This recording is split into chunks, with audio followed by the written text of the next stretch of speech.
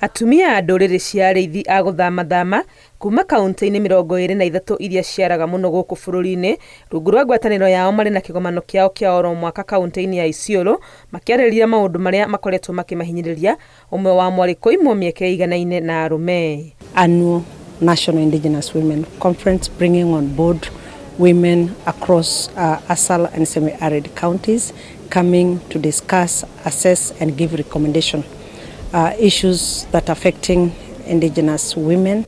No na kũrĩ ũguo nĩ makeneire makinya marĩa matacũkĩtio kuona kũndũ kũmwe ta ũgai-inĩ wa mũgũnda wa Oldonyiro kũrĩ atumia amwe mahetwo taitũ, ũndũ ũrĩa ũronania atĩ andũ nĩ mambĩrĩirie kũiyũkia rĩciria rĩa atĩ ona mũtumia no agĩe kĩndũ gĩake. Last year before the election, when the former president was issuing title deed, in Isiolo County, Oldonyiro had a chance to be demarcated within the town, and out of 1,500 which the government gave out the title, out of 1,500, 800 were women. And to me, that is truly a success coming from a patriarchal society. Atumia aya a ndũrĩrĩ cia arĩithi kuma kaunti-inĩ cia Isiolo, Samburu, Marsabit na Laikipia nĩ makoretwo magĩthomithio bata wa kũhũranĩra mĩeke na makeyumĩria. In terms of inclusion, in terms of participation, also women take lead in those participation, not to sit back, but take lead so that they are also seen and they are given opportunity. And most of these opportunity they are not given, you take them and run away with them.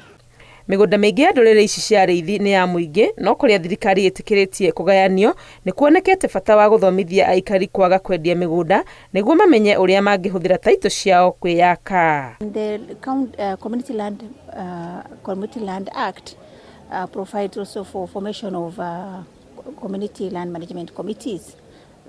Community land management committees, where we emphasize that the representation of women is paramount. Ngwatanĩro ya hũranĩri ya ihoto bũrũri-inĩ yugĩte harĩ na bata mũnene wa kũgitĩra atumia kuma ndũrĩrĩ ici arĩa maratongoria ũrũĩrĩri-inĩ wa ihoto. Ngĩribotera Inooro TV, rĩtwa rĩakwa nĩ Wangui wa Mwangi.